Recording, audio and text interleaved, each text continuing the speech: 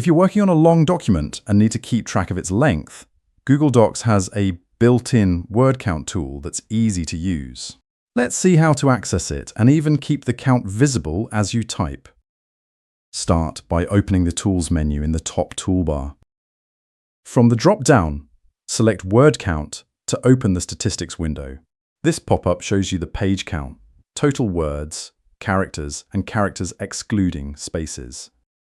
If you'd like to see the word count update live as you write, check the box that says Display Word Count while typing. Then hit OK to apply the setting and close the window. You'll now see a small widget in the bottom left corner showing the current word count.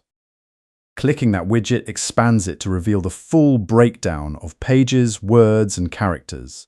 This is handy when you need a quick summary without opening the full dialog again. If you ever want to hide the counter, just click the Hide Word Count button in that same widget. So whether you're tracking an essay or a report, the word count feature keeps you informed. If you found this helpful, please like the video. Thanks for watching and subscribe for more tips.